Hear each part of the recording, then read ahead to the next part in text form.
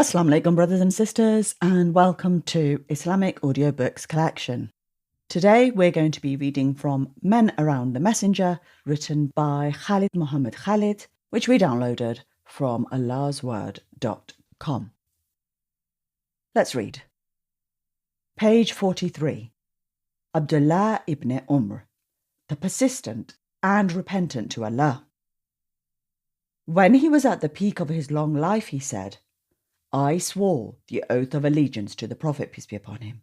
I never broke my oath, nor have I turned to something else to this day. I never swore allegiance to those in civil strife, nor did I awake a sleeping Muslim. These words are a summary of the life of that virtuous man who lived past the age of 80. His relationship with Islam and the Prophet, peace be upon him, began when he was only 13 years old, when he accompanied his father to the Battle of Badr, hoping to have a place among the Mujahideen, but he was sent back by the Prophet, peace be upon him, due to his young age. Since that day, and even before that, when he accompanied his father on his hijrah to Al-Medina, that young boy, who possessed premature manly merits, began his relation with the Prophet of Islam, peace be upon him.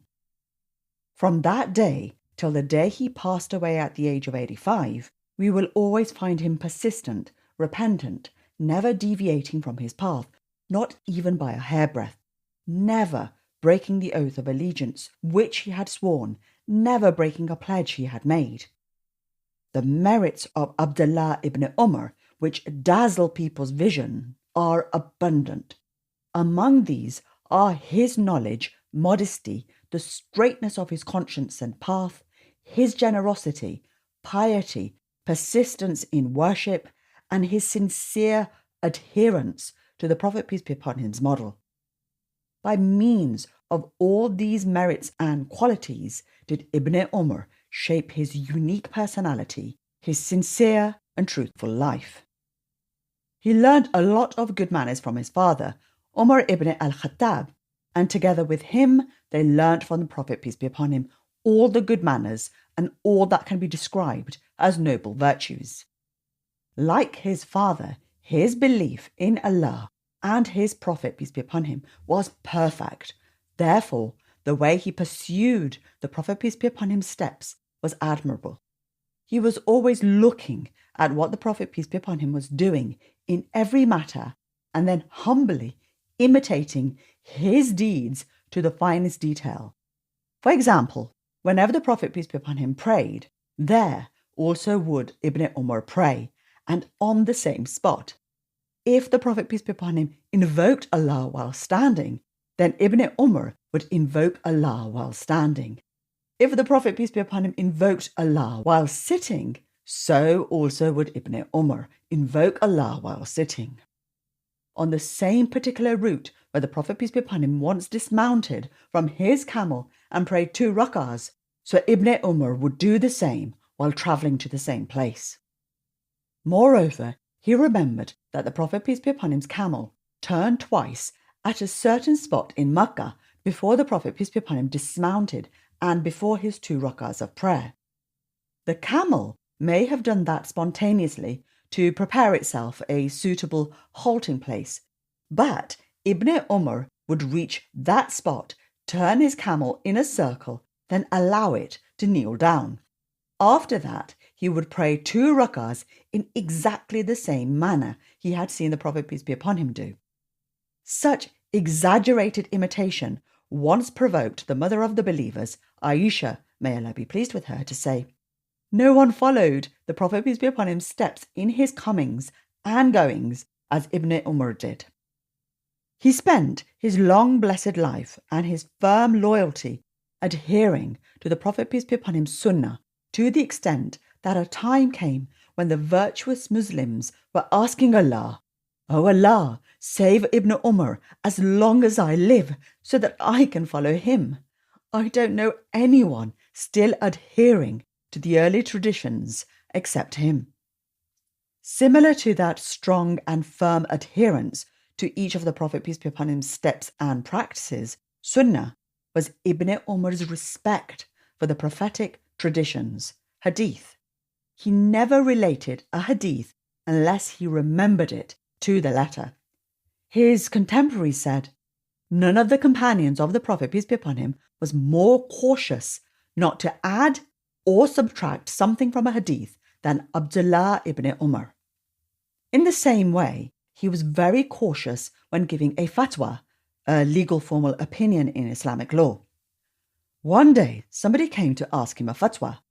When he put forward his question, Ibn Umar answered, I have no knowledge concerning what you are asking about. The man went his way. He had hardly left the place when Ibn Umar rubbed his hands happily, saying to himself, Ibn Umar has been asked about what he doesn't know. So he said, I don't know. He was very much afraid to perform ijtihad, independent judgment in a legal question, in his fatwa, although he was living according to the instructions of a great religion, a religion which grants a reward to the one who makes the mistakes and 2 rewards to the one who comes out with the correct, righteous fatwa. However, Ibn Umar's piety deprived him of the courage to make any fatwas. In the same way, he refrained from the post of judge. The position of a judge was one of the highest positions of state and society, guaranteeing the one engaged in it wealth, prestige, and glory. But why should the pious Ibn Umar need money, prestige, and glory? The Caliph, Uthman, may Allah be pleased with him, once sent for him and asked him to hold the position of judge, but he apologized. Uthman asked him, Do you disobey me? Ibn Umar answered, No, but it came to my knowledge that judges are of 3 kinds. One who judges ignorantly, he is in hell. One who judges according to his desire, he is in hell. One who involves himself in making ijtihad and is unerring in his judgment, that one will return empty-handed, no sin committed and no reward to be granted. I ask you by Allah to exempt me. Uthman exempted him after he pledged never to tell anyone that, for Uthman knew Ibn Umar's place in people's hearts, and he was afraid that if the pious and virtuous knew his refraining from holding the position of judge, they would follow him and do the same, and then the Caliph would not find a pious person to be judge. It may seem as if Ibn Umar's stance was a passive one. However, it was not so. Ibn Umar did not abstain from accepting the post where there was no one suitable to hold it than himself. In fact, a lot of the Prophet, peace be upon him's, pious and virtuous companions were actually occupied with fatwa and judgment. His restraint and abstention would not paralyze the function of jurisdiction, nor would it cause it to be held by unqualified ones.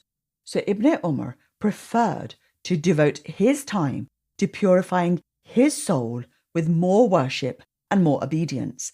Furthermore, in that stage of Islamic history, life became more comfortable and luxurious, money more abundant, positions and authoritative ranks more available. The temptation of money and authoritative ranks began to enter the hearts of the pious and faithful, which made some of the Prophet, peace be upon him's, companions, Ibn Umar among them, to lift the banner of resistance to that temptation by means of making themselves models and examples of worship, piety, and abstention, refraining from high ranks in order to defeat their temptation. Ibn Umar made himself a friend of the night, praying at night, crying, and asking forgiveness during its latter hours before daybreak. He had once, during his youth, seen a dream. The Prophet, peace be upon him, interpreted it in a way which made the night prayer Abdullah's utmost hope and a means of his delight and joy. Let us listen to him while he narrates the story of his dream. During the prophetic era, I saw a dream in which I was riding a piece of brocade which let me fly to any place in paradise I wished. Then I saw 2 approaching me, intending to take me to hell, But an angel met them saying, "Don't be afraid." So they left me. My sister Hafsa narrated the dream to the Prophet, peace be upon him, who said, "What an excellent man Abdullah is. If he is praying at night, then let him pray more." From that day until he met with Allah, he never stopped performing his night prayer, neither while staying in one place nor while travelling. He was frequently praying, reciting the Quran and praising Allah. Like his father, his tears rolled down abundantly whenever he heard a warning verse in the Quran. Ubayd ibn Umar said, "I was once reading to Abdullah ibn Umar this verse. How will it be for them when we bring from them every nation a witness, and bring you to witness over them all? On that day, those who disbelieved and disobeyed the messenger will wish the earth to be split open and swallow them, but they will never conceal God any of their saying." Quran 4 verse 41-42. Ibn Umar began to cry till his beard was wet from his tears. One day he was sitting among his brothers reading, "Woe to those who give insufficient measure, who, when others measures for them, they make full measure, but when they measure out or weigh out for others, they give less than due. Do such not think that they will be raised up on a mighty day, the day when all mankind shall stand before the Lord of the worlds." Quran 83 verse 1-6.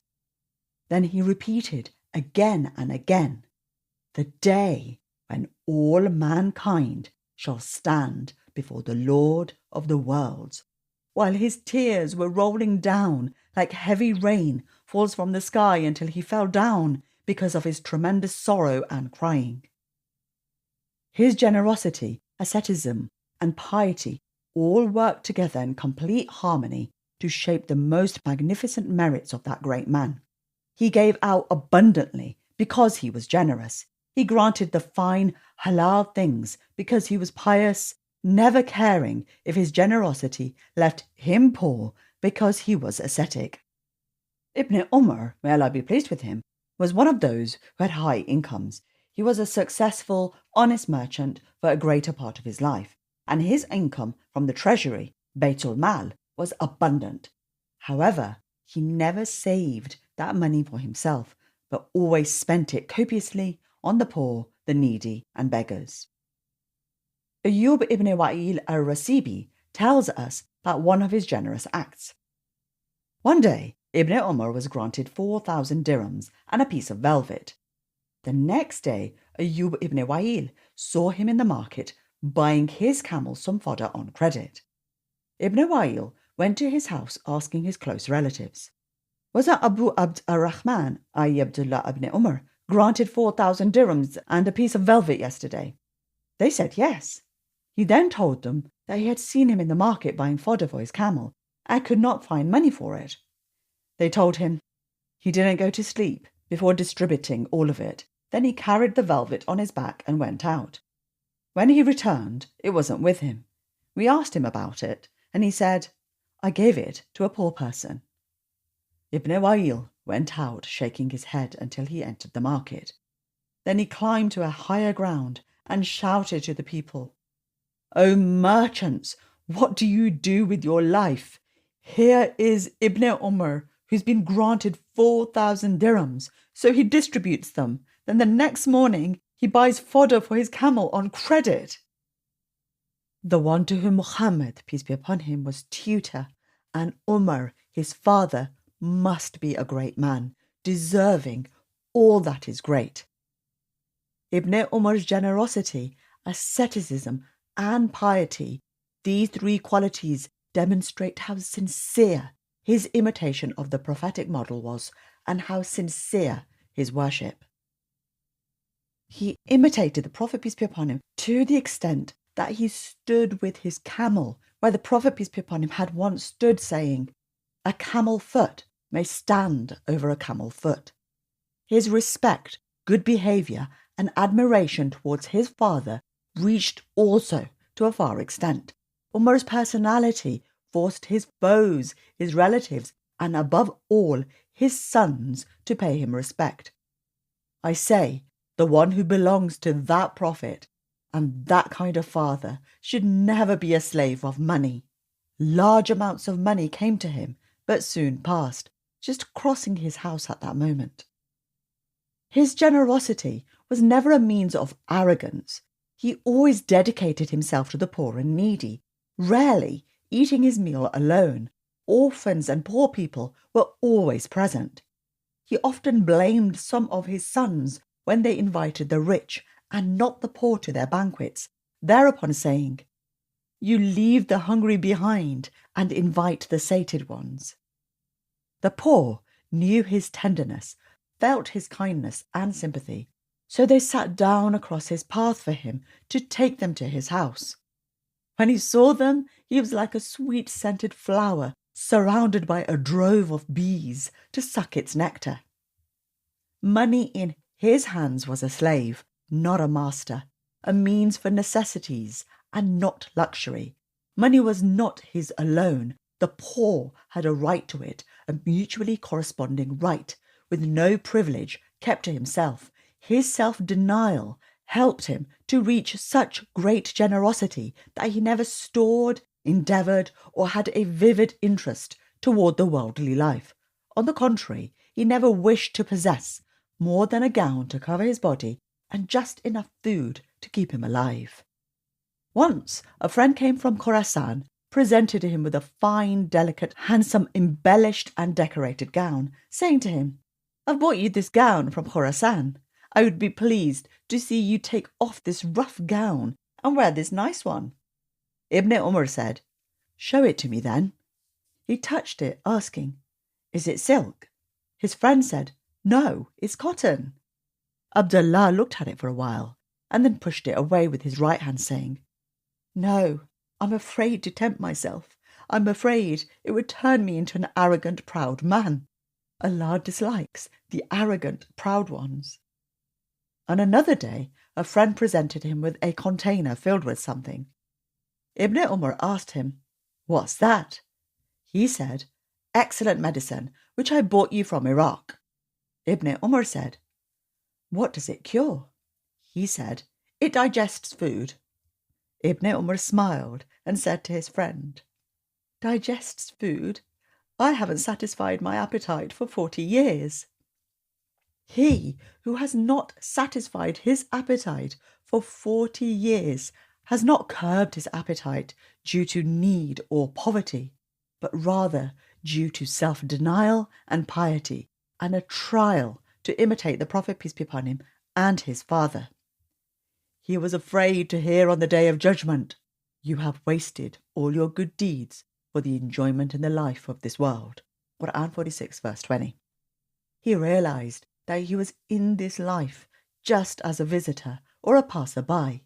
He described himself saying, 'I haven't put a stone upon another,' i.e., I haven't built anything, nor planted a palm tree since the Prophet, peace be upon him's death.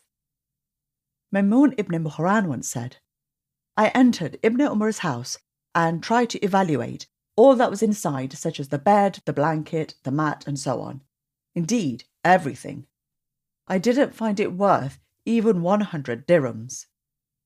That was not due to selfishness. He was very generous, but it was due to his asceticism, his disdain of luxury, and his adherence to his attitude of sincerity and piety."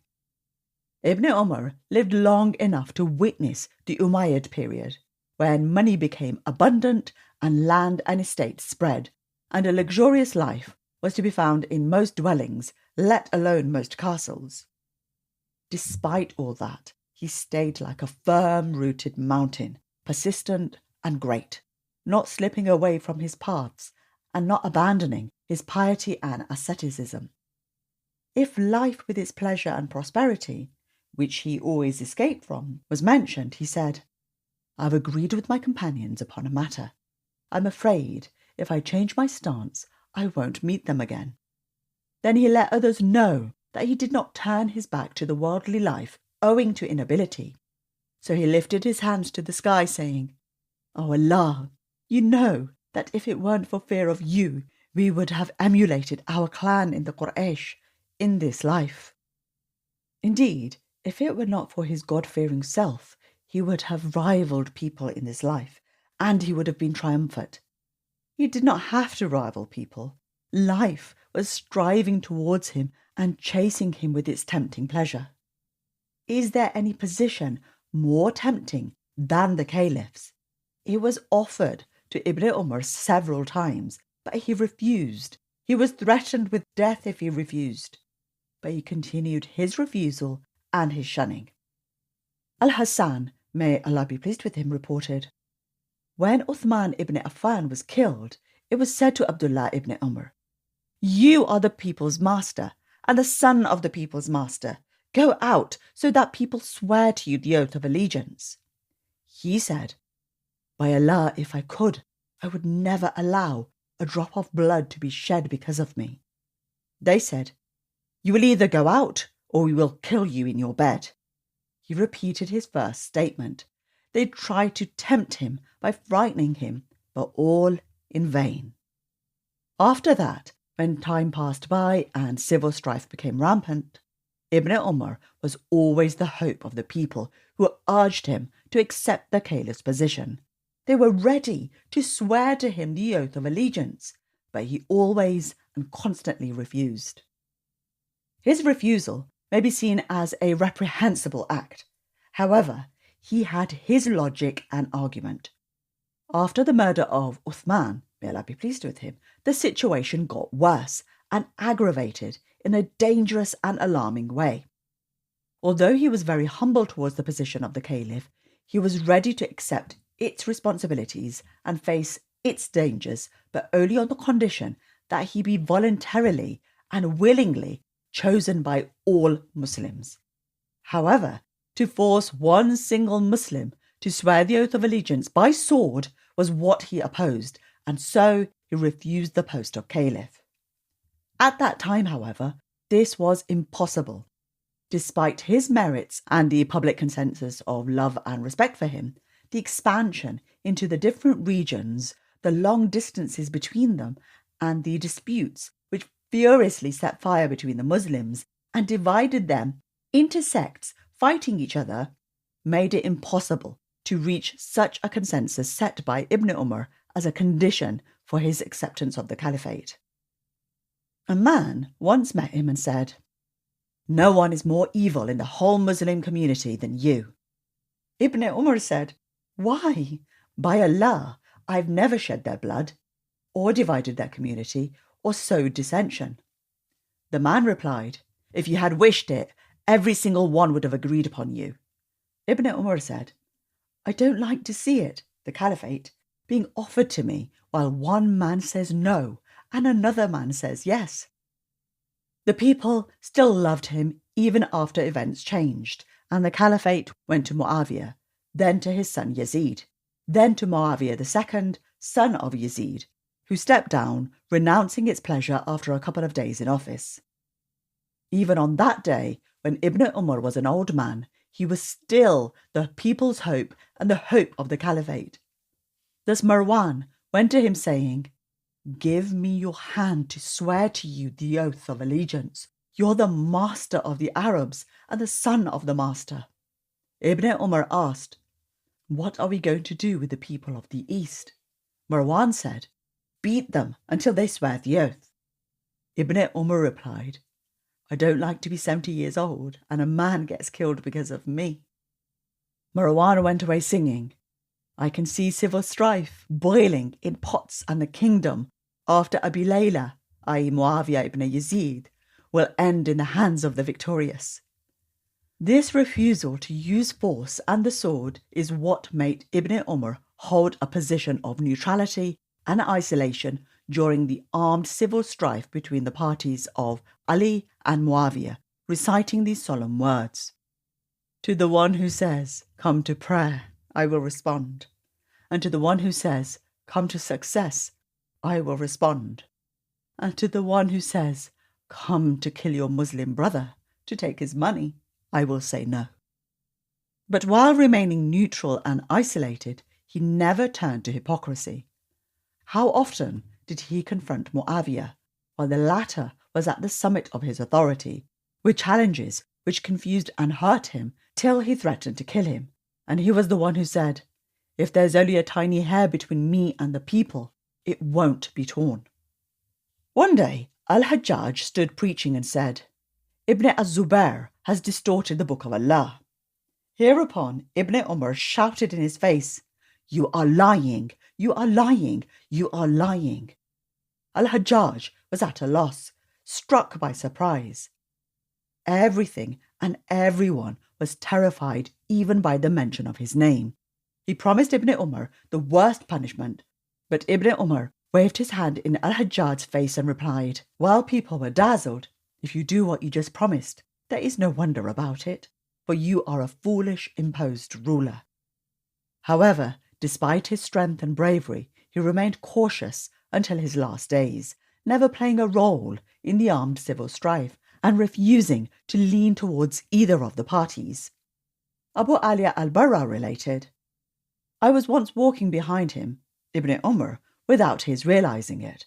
I heard him saying to himself, 'They are holding their hands, raising them high, killing each other, and saying, "Oh, Ibn Umar, give us a hand."' He was filled with sorrow and pain, seeing Muslims bloodshed by their own hands. As mentioned at the very beginning, he never awoke a sleeping Muslim. If he could have stopped the fight and saved the blood, he would have done that, but the events were too powerful. Therefore, he kept to his house. His heart was with Ali, may Allah be pleased with him, and not only his heart, but it seems his firm belief, based on a narration of what he said in his last days. "I never felt sorry about something that I missed, except that I didn't fight on the side of Ali against the unjust party." However, when he refused to fight with Imam Ali, on whose side truth was, it was not because he sought a safe position, but rather because he refused the whole matter of the dispute and civil strife and refrained from a fight, not one in which Muslims fight disbelievers, but one between Muslims who cut each other into pieces. He clarified this when Nafi asked him, "O Abu Abdurrahman, you are the son of Umar and the companion of the Prophet, peace be upon him, and you are who you are. What hinders you from that matter?" He meant fighting on Ali's side. He replied, "What hinders me is that Allah has forbidden us to shed the blood of a Muslim. Allah the Mighty and Powerful said, 'And continue fighting them until there is no more persecutions, and God's religion prevails.' Quran 2 verse 193. And we did that. We fought the disbelievers until Allah's religion prevailed. But now, what is it we are fighting for? I fought when the idols were all over the sacred house, from the corner to the door, until Allah cleared the land of the Arabs from it, idolatry. Should I now fight those who say, 'There is no God but Allah'?" That was his logic, argument, and conviction. Thus he did not refrain from fighting, nor abstain from taking part in battle to escape fighting, nor did he passively refuse to determine the outcome of the civil war between the Ummah of the Faithful. Rather, he refused to hold a sword in the face of a Muslim brother. Abdullah ibn Umar lived long and witnessed the days in which life opened its gates to the Muslims. Money became more abundant, higher positions more available, while ambition and desires spread. But his magnificent psychological capacities changed the rules of his time. He changed the era of ambition, money, and civil strife into an era of asceticism, humility, piety, and peace. He turned persistently to Allah and lived according to his worship, firm belief, and humbleness. Nothing whatsoever could affect his virtuous nature, shaped and modelled by Islam during his early years. The nature of life changed within the beginning of the Umayyad period. This change was inevitable. It was a period of expansion in every aspect of life, in the ambition of the state as well as the ambition of individuals. In the midst of the excitement of temptation and the agitation of an era lured by the idea of expansion with its pleasure and beauty, stood Ibn Umar with his merits, occupying himself with his excellent spiritual progress, He gained from his great excellent life all that he desired, so that his contemporaries described him by saying, Ibn Umar died while being like Umar in his merit. Moreover, dazzled by the glitter of his merits, his contemporaries liked to compare him with his father, Umar, saying, Umar lived in a time when similar ones could be found, and Ibn Umar lived in a time when there was no one similar to him. It is an exaggeration which may be forgivable because Ibn Umar deserved it, but as for Umar, no one can be compared to him. It is absolutely out of the question that a similar one is to be found in any period of time. In the year AH 73, the sun sank and the ship of eternity hoisted its sail towards the next life, carrying the body of that last representative of the first days of the revelation in Makkah and Al-Madinah, Abdullah ibn Umar ibn al-Khattab. Subhanallah, that was the story of Abdullah ibn Umar al-Khattab. May Allah be pleased with him. As always, hope your day is full of goodness. Assalamu alaikum.